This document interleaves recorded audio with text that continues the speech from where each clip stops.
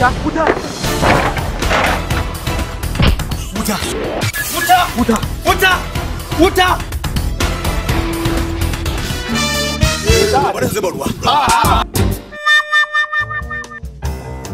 Me ke damun ka? Gaba ɗaya jiki na kaikayi sai na rufe ido sai kamar an wada min wuta. Sau nawa kake yin wanka? To ina kokari dan da na juma'a sati ɗaya ina yin wanka sau ɗaya in tafi masallacin juma'a.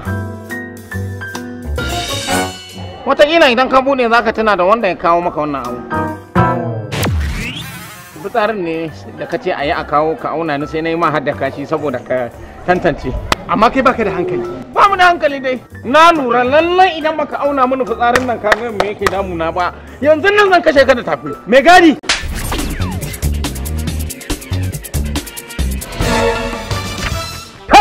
Za a yi ta. Ciki za ka yi ko waje za ka yi. To ai shine na ce baka yanke ni ba.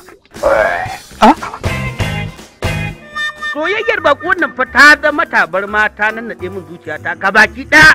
Ita ba kuwa ta zama lauje, ta zama ta kofi, ta zama zamira. In ma an yi sa'a ta fito, to zuciya za ta yanke. Zo mu je kawai na raka ki. Da ko jakarki. Za ka iya bari jaki ya kaho, za ka iya jira falwaya ta ganye? Daga cikin ku wani mai karfin hali ne ya tura yanzu? Soyayya sala da aure. Yes! To zan ja maka kunne. Wannan da yake ganin sa shine shugaban mahaukata na garin nan. Ne kika ga bazawara a garin nan wacce tafi kowace bulakanci shine ya sako ta.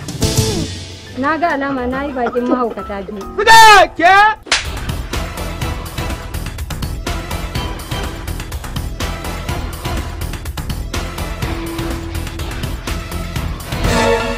Hai! Yes, madam! Hai! Alright! Oh, yes! Me warin ga wasa ne cika mun ciki ke wallahi. Ko me warin ga shi sharu ne ka shauna abu.